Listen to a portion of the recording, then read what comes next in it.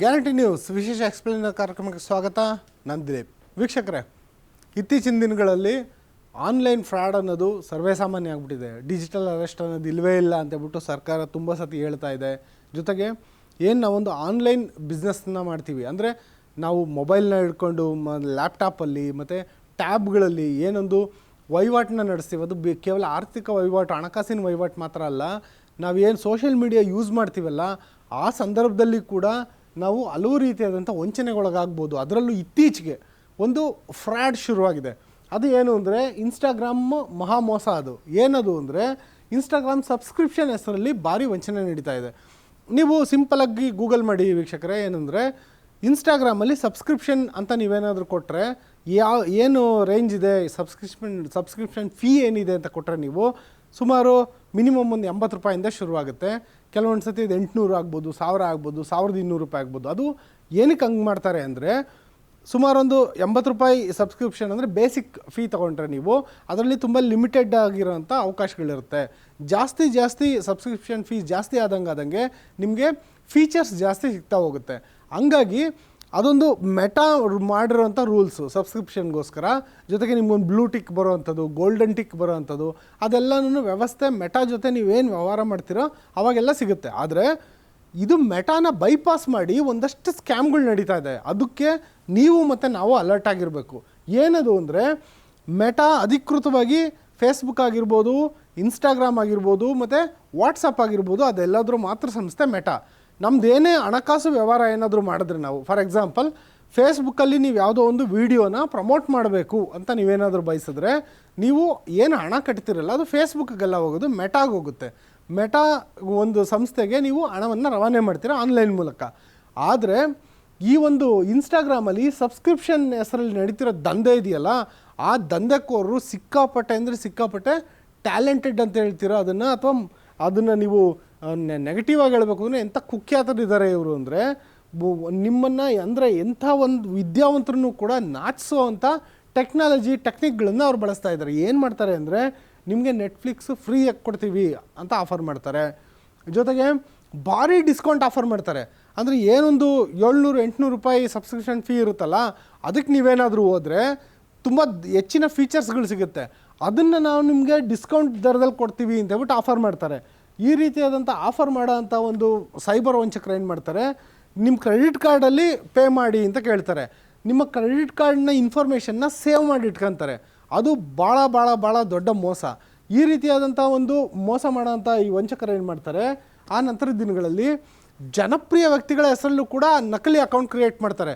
ಯಾರಿಗೆ ಗೊತ್ತು, mark Zuckerberg ಅಂತಲೇ ಮಾಡಿಬಿಡ್ಬೋದು, ಬಿಲ್ ಗೇಟ್ಸ್ ಅಂತ ಮಾಡಿಬಿಡ್ಬೋದು, ನರೇಂದ್ರ ಮೋದಿ ಅಂತ ಮಾಡ್ಬೋದು, ಯಾರ ಹೆಸರು ಬೇಕಾದರೂ ಇಡ್ಬೋದು. ಆ ರೀತಿಯಂಥ ಜನಪ್ರಿಯ ವ್ಯಕ್ತಿಗಳ ಹೆಸರು ಮಾಡಿದ್ರೆ ನಿಮಗೆ ಗೊತ್ತಾಗುತ್ತೆ ಮೋದಿ ನಮಗೆ ಯಾಕಪ್ಪ ಕಾಂಟ್ಯಾಕ್ಟ್ ಮಾಡ್ತಾರೆ ಸಬ್ಸ್ಕ್ರಿಪ್ಷನ್ ಫೀಗೆ ಅಂತೇಳಿ. ಆದರೆ ಯಾವನೊಬ್ಬ ಬಿಸ್ನೆಸ್ ಮ್ಯಾನ್ ಹೆಸರಲ್ಲಿ ಮಾಡ್ಬೋದು.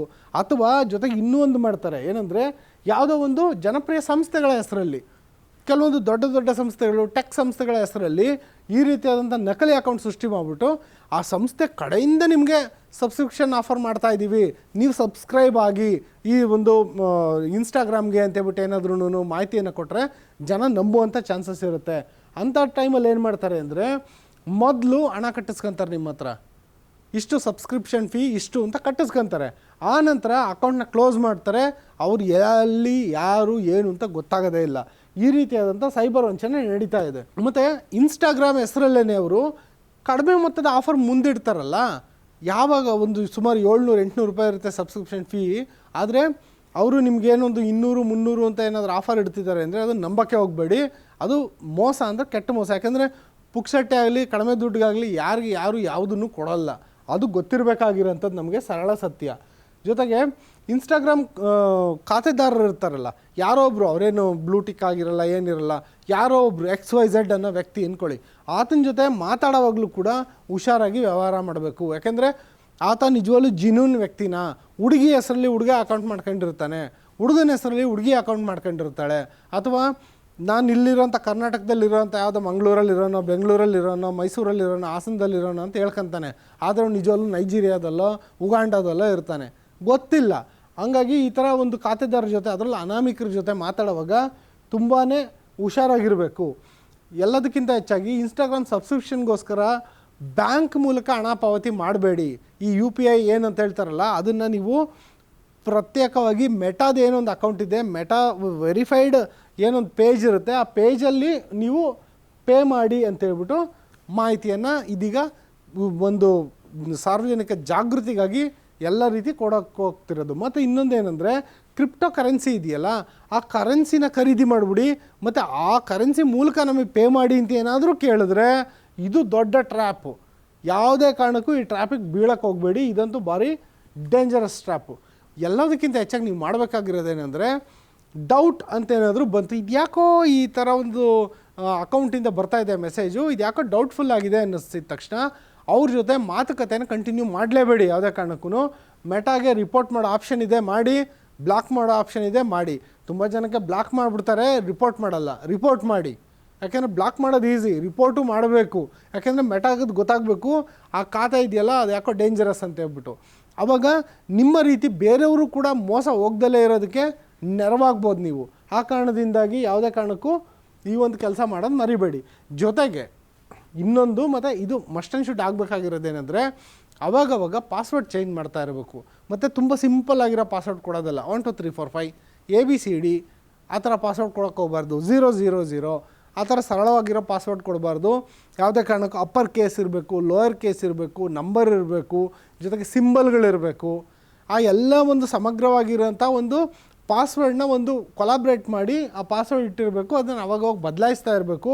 ಜೊತೆಗೆ 2 ಫ್ಯಾಕ್ಟರ್ ಅಥೆಂಟಿಕೇಷನ್ ಕೂಡ ಇರಬೇಕು. ಅಂದರೆ ನೀವು ಯಾವುದೋ ಹೊಸ ಸಿಸ್ಟಮಿಂದ ಲಾಗಿನ್ ಆಗ್ತಿದ್ದೀರಾ ಅಂದರೆ ನೀವು ಲಾಗಿನ್ ಅಂತ ಕೊಟ್ಟ ಕೂಡಲೇ, ಅಂದರೆ ನೀವು ಪಾಸ್ವರ್ಡೆಲ್ಲ ಕರೆಕ್ಟಾಗಿ ಹಾಕಿದ್ರೂ ಕೂಡ ಅದು ಲಾಗಿನ್ ಆಗೋದಕ್ಕೆ ಮುಂಚೆ ನಿಮ್ಮ ಏನು ಮೂಲ ಮೊಬೈಲ್ ಇರುತ್ತೆ, ನಿಮ್ಮ ಮೊಬೈಲಲ್ಲೇನು ಇನ್ಸ್ಟಾಗ್ರಾಮ್ ಇರುತ್ತೆ ಅದಕ್ಕೆ ನೋಟಿಫಿಕೇಷನ್ ಬರಬೇಕು. ಇದು ಬರೀ ಇನ್ಸ್ಟಾಗ್ರಾಮ್ಗಂತಲ್ಲ, ಫೇಸ್ಬುಕ್ಕು ಅನ್ವಯ. ಅದು ನಿಮ್ಮ ಮೊಬೈಲ್ಗೆ ನೋಟಿಫಿಕೇಷನ್ ಬರಬೇಕು, ಇಂಥದ್ದೊಂದು ಸಿಸ್ಟಮಿಂದ ಲಾಗಿನ್ ಆಗ್ತಿದೆ, ಅದು ನೀವೇನಾ ಅಂತ. ಹೌದು ಅಂತ ನೀವು ಇಲ್ಲಿ ಮೊಬೈಲಲ್ಲಿ ಕೊಟ್ಟರೆ ಸಿಸ್ಟಮಲ್ಲಿ ಓಪನ್ ಆಗಬೇಕು. ಆ ರೀತಿಯಾದಂಥ ವ್ಯವಸ್ಥೆ ಇದ್ದರೆ ಆಗ ಮಾತ್ರ ನಮ್ಮ ಅಕೌಂಟ್ಗಳು ಸೇಫಾಗಿರುತ್ತೆ. ಇಲ್ಲಾಂದರೆ ತುಂಬ ಜನ ಹೇಳ್ತಿರ್ತಾರೆ ನನ್ನ ಫೇಸ್ಬುಕ್ ಅಕೌಂಟ್ ಹ್ಯಾಕ್ ಆಗೋಗ್ಬಿಡ್ತು, ನನ್ನ ಇನ್ಸ್ಟಾಗ್ರಾಮ್ ಅಕೌಂಟ್ ಹ್ಯಾಕ್ ಆಗಿಬಿಡ್ತು. ಯಾಕಾಗುತ್ತೆ ಅಂದರೆ ಇವೆಲ್ಲ ಕಾರಣಗಳಿಂದ ಆಗುತ್ತೆ. ಜೊತೆಗೆ ಕೆಲವೊಂದು ಅಜ್ಞಾತ ಸಿಸ್ಟಮ್ಗಳು, ಅಂದರೆ ನೀವೇನು ನಾರ್ಮಲಾಗಿ ಬಳಸ್ತಿರಲ್ಲ, ಯಾವುದೋ ಒಂದು ಸೈಬರ್ ಸೆಂಟ್ರಿಗೆ ಹೋಗ್ತೀರಾ, ಅಲ್ಲೋಗ್ಬಿಟ್ಟು ಲಾಗಿನ್ ಕೊಟ್ಟಿದ ತಕ್ಷಣ ಗೂಗಲ್ ಕ್ರೋಮಲ್ಲಿ ಕೇಳುತ್ತೆ ಸೇವ್ ಪಾಸ್ವರ್ಡ್ ಅಂತೇಳಿ. ಕೊಡೋಕ್ಕೆ ಹೋಗಬೇಡಿ, ಪಾಸ್ವರ್ಡ್ ಸೇವ್ ಮಾಡೋಕ್ಕೆ ಹೋಗಬೇಡಿ. ಜೊತೆಗೆ 2 ಫ್ಯಾಕ್ಟರ್ ಅಥೆಂಟಿಕೇಷನ್ ಇದ್ದಾಗ ಆ ರೀತಿ ಒಂದು ವೇಳೆ ನೀವೇನಾದರೂ ಪಾಸ್ವರ್ಡ್ ಕೊಟ್ಟು ಸೇವ್ ಮಾಡಿದರೂ ಕೂಡ ಇನ್ನೊಂದು ಸತಿ ಲಾಗಿನ್ ಆಗೋಕ್ಕೆ ಹೋದರೆ ಅದು ಕೇಳುತ್ತೆ ನಿಮ್ಮ ಮೊಬೈಲಲ್ಲಿ. ಹಂಗಾಗಿ ಈ ರೀತಿಯಾದಂಥ ಎಲ್ಲದನ್ನು ಇಟ್ಕೊಳ್ಳಿ ವ್ಯವಸ್ಥೆಗಳನ್ನು. ಒಂದು ವೇಳೆ ನೀವೇನಾದರೂ ಯಾಮಾರಿದ್ರೆ ಯಾರದ್ದಾದ್ರೂ ಅಕೌಂಟ್ಗೆ ನೀವು ದುಡ್ಡು ಹಾಕಿದಾಗ, ದುಡ್ಡು ಹಾಕೋಂಥ ಸಂದರ್ಭದಲ್ಲಿ ಬ್ಯಾಂಕ್ ಕಡೆಯಿಂದ ನಿಮ್ಗೆ OTP ಬರುತ್ತೆ. ಆ OTPನ ನೀವೇ ಎಂಟ್ರಿ ಮಾಡಿದ್ದು ಅನ್ನೋದಾದರೆ ನೀವು ಹಣವನ್ನು ವಾಪಸ್ ಪಡ್ಕೊಳ್ಳೋದು ತುಂಬ ಕಷ್ಟ ಆಗುತ್ತೆ. ಯಾಕೆಂದರೆ ನೀವೇ OTP ಹಾಕಿರ್ತೀರ, ಬ್ಯಾಂಕಿಂದ ಬರೋ OTPನ ನೀವೇ ಹಾಕಿರ್ತೀರ. ಹಂಗಿರುವಾಗ ಬ್ಯಾಂಕಿಗೆ ಅದು ನಾವು ಮಾಡಿದ್ದಲ್ಲ ಅಂತ ಹೇಳೋಕ್ಕಾಗೋದಿಲ್ಲ ಟ್ರಾನ್ಸಾಕ್ಷನ್. ಹಂಗಾಗಿ ಈ ರೀತಿಯಾದಂಥ ಮೋಸಗಳಿಗೆ ಒಳಗಾಗೋದು ಬೇಡ. ಮತ್ತು ಏನು ಇನ್ಸ್ಟಾಗ್ರಾಮಲ್ಲಿ ಸಬ್ಸ್ಕ್ರಿಪ್ಷನ್ ಅಂತ ಆಗಬೇಕು ಅಂತ ನಿಮ್ಗೆ ಆಸೆ ಬಂತು ಅಂದರೆ ಮೊದಲು ಮಾಡಬೇಕಾಗಿರೋ ಕೆಲಸ, ನಿಮಗೆ ಬ್ಲೂ ಟಿಕ್ ಬೇಕಾ ಅಥವಾ ಗೋಲ್ಡನ್ ಟಿಕ್ ಬೇಕಾ, ಸಿಲ್ವರ್ ಟಿಕ್ ಬೇಕಾ, ಅದಕ್ಕೆ ನೀವು ಇನ್ಸ್ಟಾಗ್ರಾಮ್ ಇದೆ, ಅದರ ಮಾತೃ ಸಂಸ್ಥೆ ಮೆಟಾ ಇದೆ, ಅದ್ರ ಮೂಲಕನೇ ಏನಿದ್ರು ವ್ಯವಹಾರ ಮಾಡಿ. ಜೊತೆಗೆ ಇದು ನಮ್ಮ ಏನೊಂದು ವೀಕ್ಷಕರಿದ್ದಾರೆ, ವೀಕ್ಷಕರಾಗಿರ್ಬೋದು ಮತ್ತು ಅವರ ಏನೊಂದು ಗೆಳೆಯರು, ಅವರ ಸಂಬಂಧಿಕರು ಎಲ್ಲರಿಗೂ ಈ ಒಂದು ಮಾಹಿತಿಯನ್ನು ರವಾನೆ ಮಾಡಿ. ಏನಕ್ಕೆ ಅಂದರೆ ಏನೊಂದು ಜನ ಯಾವುದೇ ಕಾರಣಕ್ಕೂ ಈ ರೀತಿ ಸೈಬರ್ ವಂಚಕರ ಒಂದು ಆವಳಿಗೆ ತುತ್ತಾಗಬಾರ್ದು. ಪಾಪ ಕಷ್ಟ ಬಿದ್ದು ದುಡ್ದಿರೋ ದುಡ್ಡನ್ನ ಈ ರೀತಿಯಾದಂಥ ಕ್ರಿಮಿಗಳ ಒಂದು ಜೋಬ್ಗೆ ಹಾಕಬಾರ್ದು, ಅವ್ರ ಹೊಟ್ಟೆ ತುಂಬಿಸ್ಬಾರ್ದು ಅನ್ನೋದು ನಮ್ಮ ಆಶಯ ವೀಕ್ಷಕರೇ. ಇದಾಗಿತ್ತು ಇವತ್ತಿನ guarantee news explainer. Guarantee news, ಸುದ್ದಿ ಖಚಿತ, ನ್ಯಾಯ ನಿಶ್ಚಿತ.